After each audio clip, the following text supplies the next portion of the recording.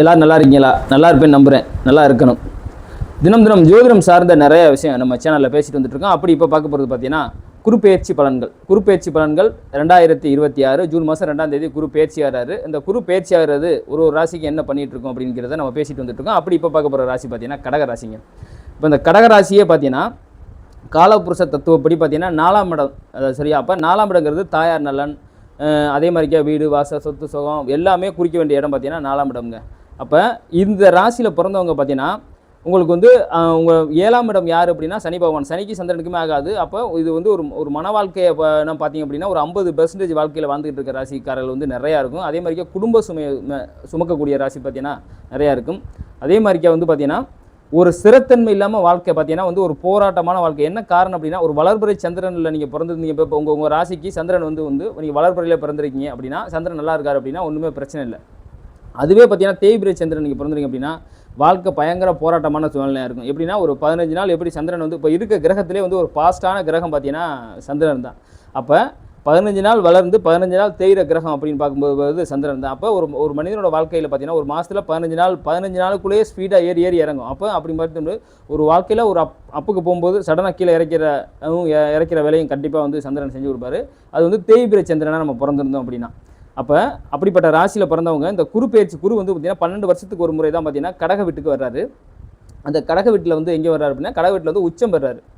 அப்போ இது பார்த்தீங்கன்னா குருச்சந்திர யோகம். இப்போ சந்திரன் கடகராசியாக பிறந்தவங்களுக்கு பார்த்தீங்கன்னா சந்திரன் வரும்போது பார்த்தீங்கன்னா நீங்கள் வந்து பார்த்தீங்கன்னா தேய்பிரை சந்திரனில் நீங்கள் பிறந்திருந்தீங்கனாலும் சரியா வளர்பிறையில் பிறக்காமல் தேய்பிரையில் பிறந்திருந்தாலும் சரி, இந்த குரு வந்து உங்களுக்கு வந்து உச்சம் பெறும்போது கண்டிப்பாக பார்த்தீங்கன்னா உங்களுக்கு வந்து பார்த்தீங்கன்னா அடுத்த கட்ட ஒரு வாழ்க்கைக்கு வந்து பெரிய ஒரு முன்னேற்றத்தை கொடுக்குற வேலையை அந்த குரு இப்போ செய்ய போகிறார் உங்களுக்கு. அப்படி இப்போ செய்ய போகிறதுல பார்த்தீங்கன்னா குரு உங்களுக்கு கடகத்தில் இருக்கும்போது பார்த்தீங்கன்னா யாருக்கெல்லாம் வீடு வாசல் சொத்து சுகத்தில் பிரச்சனை இருக்கோ, இல்லை அமையாமல் இருக்கோ, இல்லை வண்டி வாகனத்தில் அடிக்கடி பழுதாக இருக்கட்டும், இல்லை எதையுமே நம்மளால் ஒரு விஷயத்தை அனுபவிச்சுக்கிறோம்ல, சுபோகங்களை அனுபவிக்க முடியல அப்படிங்கிற மாதிரி நினைக்கிறவங்க எல்லாருக்குமே பார்த்தீங்கன்னா அந்த கடகராசி அன்பர்களுக்கெல்லாம் பார்த்தீங்கன்னா கண்டிப்பாக பார்த்தீங்கன்னா அந்த குரு பயிற்சி உங்களுக்கு வந்து சிறப்பாகவே இருக்குங்க. ஏன்னா குரு வந்து உங்களுக்கு பார்த்தீங்கன்னா அதை கண்டிப்பாக பார்த்தீங்கன்னா நிறைய பேர் தேய்பிரையில் போராட்டத்தை சந்திக்கிற அதிக ஆள் பார்த்தீங்கன்னா தேய்பிரையில் பிறந்திருப்பாங்க. அப்போ இந்த குரு வந்து உச்சம் பெற்று வரும்போது மிகப்பெரிய ஒளியோடு வருது. அப்போ ஒளியோடு வரும்போது பார்த்தீங்கன்னா உங்கள் சந்திரன் பார்த்தீங்கன்னா உங்களுக்கு வந்து பிரெட்டாக மாற ஆரம்பிச்சிடுறாரு.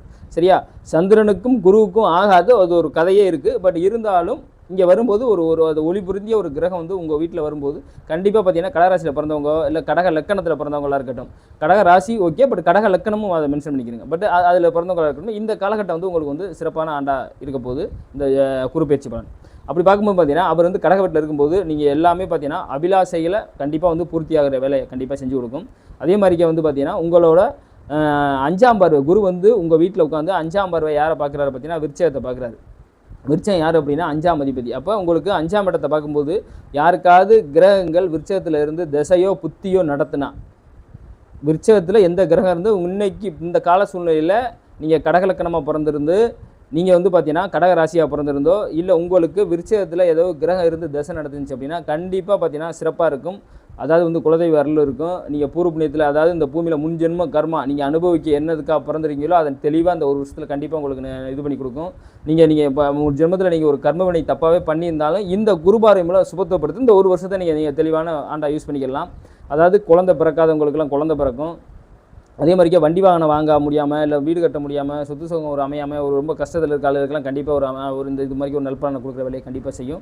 இதே மாதிரிக்கே விருச்சகத்தில் கிரகம் இருக்கணும். நான் மறுபடியும் படித்து சொல்கிறேன், விருச்சகத்தில் 100% கிரகம் இருக்கணும்.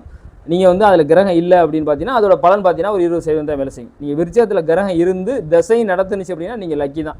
அதாவது திசை நடக்கலாம், புத்தி நடக்கலாம், அந்தரம் நடக்கலாம், எது நடந்தாலும் அந்த பர்டிகுலர் நேரமாக இருந்துச்சு அப்படின்னா சூப்பராக இருக்கும். இந்த கோச்சார பலன் குரு வந்து உங்களுக்கு வந்து விருச்சகத்தை பார்க்கும்போது அதே அடுத்து பார்க்கும்போது பார்த்தீங்கன்னா 7ஆம் இடத்தை பார்க்குறாரு, சனியோட வித மகரத்தை பார்க்குறாரு. அப்போ இது மன வாழ்க்கையே பார்த்தீங்கன்னா கடகராசிலாம் பார்த்தீங்கன்னா மேக்ஸிமம் பார்த்தீங்கன்னா வந்து பார்த்தீங்கன்னா ஒரு போராட்டமான மன வாழ்க்கையை தான் கண்டிப்பாக சந்திச்சுக்கிட்டு இருப்பாங்க. இது ரெண்டுக்குமே ஆப்போசிட் கிரகம், சந்திரனுக்கு சனிக்குமே ஆகாது, அது பெரிய ஒரு ஆப்போசிட் கிரகம். அப்படி ஒரு அந்த மாதிரி ஒரு இக்கட்டான சூழ்நிலையில் வாழ்ந்துகிட்டு இருக்கவங்க, டைவர்ஸ் நோக்கி போயிட்டு இருக்கவங்க சரி, குடும்பத்தில் அடிக்கடி சண்டை வர்றதும் சரி, இது மாதிரி விஷயம் வரும்போது இந்த குரு வந்து பார்க்கும்போது மகரத்தில் ஏதாவது கிரகம் இருந்தாலும் உங்கள் சனியே வலுப்பெற்று உட்காந்துருக்கு அப்படிங்கிற பட்சத்தில் இந்த குரு பார்வை உட்காந்து பார்த்தது குரு வந்து உங்கள் கடகத்திலேருந்து பார்த்துச்சு அப்படின்னா கண்டிப்பாக பார்த்தீங்கன்னா உங்களுக்கு வந்து சிறப்பாக இருக்குங்க.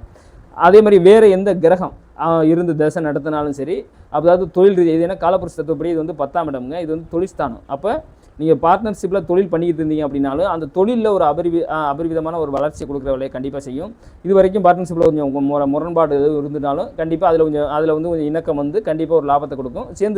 சேர்ந்து பிஸ்னஸ் பண்ணுற எல்லாருக்குமே பார்த்தீங்கன்னா கடகத்தில் இருக்க குரு பார்த்தீங்கன்னா உங்களுக்கு வந்து மகரத்தை பார்க்கும்போது கண்டிப்பாக பார்த்தீங்கன்னா கொஞ்சம் நல்ல ஒரு பொருளாதாரத்தை ஈட்டி கொடுக்குறதுல கண்டிப்பாக இருக்கும், கூட்டு சேர்ந்து தொழில் பண்ணுறவங்களுக்குங்க. அதே மாதிரிக்கே அடுத்து அவர் யாரை பார்க்குறாரு பார்த்தீங்கன்னா 9ஆம் இடத்தை மீனத்தை பார்க்குறாரு. இப்போ குரு வந்து தன் வீட்டை தானே பார்க்குது, அதுவும் பாக்கியாதிபதி 9ஆம் வீட்டை பார்க்குது. அதாவது இவர் வந்து பார்த்தீங்கன்னா குரு யார் உங்களுக்கு ஃபஸ்ட்டு அதை புரிஞ்சு உங்களுக்கு வந்து 6, 9க்கு அதிபதி. அப்போ கடன், பகை, வம்பு, வழக்கு, கோர்ட்டு கேஸ் இது எல்லாத்தையும் கொடுக்குறது, நோய் நொடி பிரச்சனை கொடுக்குறது எல்லாமே பார்த்தீங்கன்னா குரு தான் உங்களுக்கு பார்த்தியா. அப்போ அது கொடுத்தாலும் அந்த 16 வருஷ காலத்தில் ஒரு பாதிக்கு மேலே பார்த்தீங்கன்னா ஒரு பாக்கியத்தை அனுபவிக்க வேலையும் கண்டிப்பாக செய்யும். அப்போ பாக்கியாதிபதி உங்களுக்கு ராசிலையோ லக்கணத்தில் உங்களுக்கு வந்து கடகத்தில் வர்றாருங்கிற பட்சத்தில் அவரும் தன் வீட்டை தானே 9ஆம் பார்வையாக பார்க்குறதுனால உங்களுக்கு மீனத்தில் ஏதாவது கிரகம் இருந்து தசை நடத்துனா இல்லை குரு தசையே நடந்தாலும் சரி, அதாவது வந்து எப்படின்னா வந்து ஓடி போனவனுக்கு 9ல் குரு அப்படின்னு சொல்லுவாங்க. கண்டிப்பாக பார்த்தீங்கன்னா ஒரு அபரிவித வளர்ச்சி இருக்கும். மீனத்தில் கிரகம் இருந்து தசை இந்த கோச்சார பலன்படி நடப்பு தசையாக வந்து உங்களுக்கு நடந்துச்சு. இப்போ நேற்று கூட ஒரு ஜாதகம் பார்த்தேன், இதே மாதிரி ஒரு அமைப்பு கரெக்டாக 8ஆம் மாதம் வருது. அப்போது மிகப்பெரிய ஒரு பலமாக கொடுக்கும். சரியா, அது வந்து எப்படின்னா ஒரு பாக்கியதாதிபதி சரி, நீங்கள் என்னென்ன நீங்கள் கனவு கண்டியோ அதில் நிறைவேற வேலையை கண்டிப்பாக செய்யும்.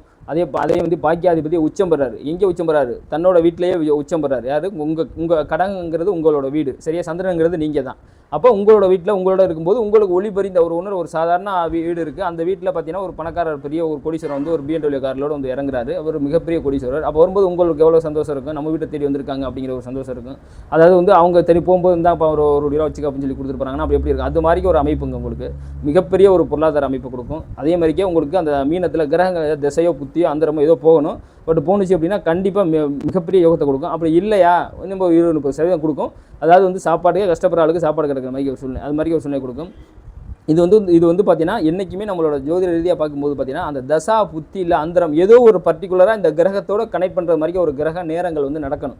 இது நடக்கலை அப்படின்னா அந்த பலன் வந்து பெருசாக உங்களுக்கு வந்து எடுத்து கொடுக்காது. என்ன காரணம் அப்படின்னு பார்த்தீங்கன்னா இது என்னென்னா பார்த்தீங்கன்னா இது வந்து பார்த்தீங்கன்னா அந்த நீங்கள் டிரான்சிட் ஆகிற கிரகம் கோச்சார பலனுக்கும் நம்ம ஏற்கனவே நடக்கிற தசைக்கு சம்மந்தமே இல்லாமல் போயிட்டுருக்கும்.